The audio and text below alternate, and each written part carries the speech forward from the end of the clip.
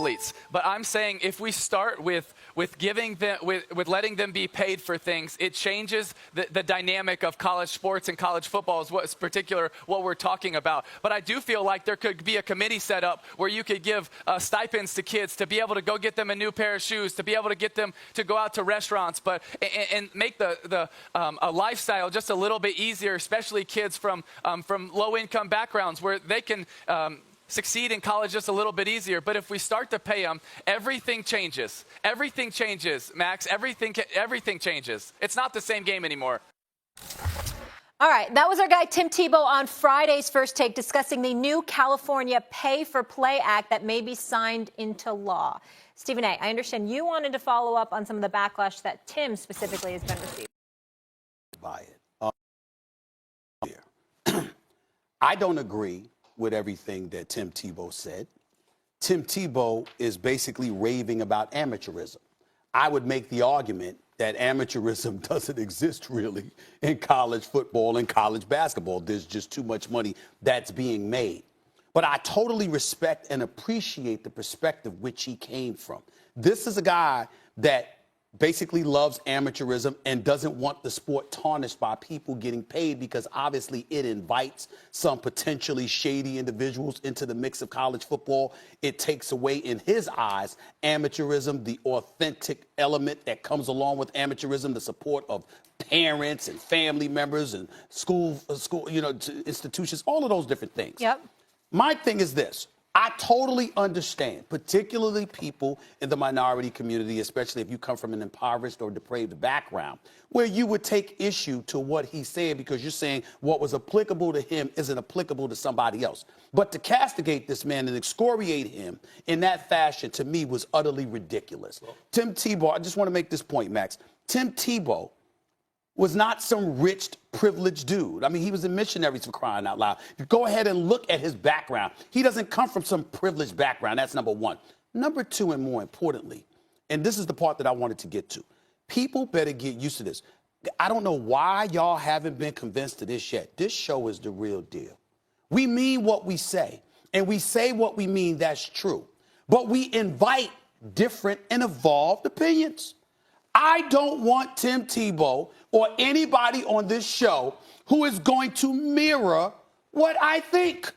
I want to hear different perspectives. I want to hear a different angle on things. I applauded the fact, although I didn't totally agree, I applauded the fact that Tim Tebow had a perspective that I just didn't think about. What do you mean passing up money? What do you mean you had the #1 jersey and you never got a dime and you didn't care? I would have cared. That doesn't make it a crime. And so when you're watching this show, understand that Tim Tebow, Max Kellerman, Will Kane, Ryan Clark, David, I don't give a damn who it is, Jeff Saturday, Dan Orlovsky, the list goes on and on. I don't want anybody on this show that's going to agree and march in lockstep with what we think. Calling Tim Tebow the names that you called him and attacking him on social media the way that they did over this weekend. Folks should be ashamed of their damn self. That's all I wanted to say. The nature of the debate about college football in particular, or college sports and paying athletes, comes down to this. I love this sport because of the amateurism, because they're not getting paid. That's part of why I like it, because of school spirit and everything else. The other side says, yes, but because you like it, once you point the camera at it, you become a consumer. Once you sell commercial time, everyone's getting paid except for the athletes, and I'm sorry, we can't have that. So it is paradoxically, as soon as you try to sell people what they want and give them the product of what they want, it undermines itself because it essentially becomes professional for everyone involved except the athlete. That's the nature of the debate, what's underneath it. And now there are levels to it because you can talk about the racial components to it and who is not. Okay. All Tim Tebow was doing was expressing one side of that view. I really love what we have, and I don't want to see it go. And in fact, I followed him by saying, yes, but Tim, if it's illegal, it just can't be. Yes, I'm sorry, did. We're going to have to you change. Absolutely did. Okay. So what is Tim Tebow really the victim of here? In the social media age, this is a social media hit job on Tim, in the sense that, and by the way, it's the nature of the business. We know people who run our social media understand. People will respond to this one way or another. They'll feel something based on what he said. So it gets clipped and it gets disseminated. The nature of social media, particularly Twitter, is to get clicks based on indignation. Here is a point of view that many of you may feel indignant about it. Click on it so you can show your indignation in this Twitter mob. And that's what happened. You only saw one side of a debate, only part of Tim's argument. You did not see our responses to it. You did not see it in the context of an overall discussion in which different sides of the issue, which has been argued for decades now, were expressed. And so even the nature of the way it's disseminated, people who disagree already know. They're basically told. It's kind of advertised by the clip itself. Ooh, I'm going to be indignant about it. They already have the signal. They click on it, and they get what they came for, a little shot of indignation. Yeah, you can look at it that way, but let's take it a step further. We're also culpable to some degree. For example, I love the folks here at First Take. I think we do a fabulous job, but I don't think we did Tim Tebow any favors because as extensive as he was in his dialogue, that should have been placed on social media, not a 30-second or a minute clip of what he had to say. And you can relate to this because, listen, if I see another time where Max Kellerman is calling Tom Brady a bum, how many times have you said, excuse me, I was wrong, I shouldn't have? You said that the next segment.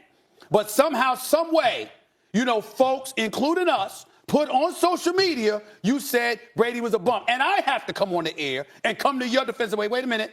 He immediately corrected that and just said, yes, he's going to fall off a cliff, but I shouldn't have said, but I should have never called him a bum. Kids are watching, et cetera, et cetera, et cetera. And it's so we don't need to do that. We need to be better. We need to be responsible. But more importantly, the reason why I feel the need to speak up for Tim Tebow is because Tim Tebow ain't here. Tim Tebow shows up once a week. Tim Tebow shows up on a Friday for 8 minutes. And again, on College game day, you ain't got time to be addressing something like that. That's not the platform for it. This is the platform for it. And I pride myself on being fair to everybody. If I could be fair to Colin Kaepernick and his lady, if I could be fair to Antonio Brown, if I could be fair to a litany of athletes that I could be fair to, I'll be damned if I'm not going to be fair to Tim Tebow. We did him no favors in that regard. And a lot of people out there who would disagree with him, I'm saying listen to his whole point. And if you disagree with him, then say you disagree with him, as opposed to sit up there and lambasting him in such a fashion where you're attacking his character, which should not be attacked. Really, take it a step further for people who are really righteously indignant about it. Take it a step further.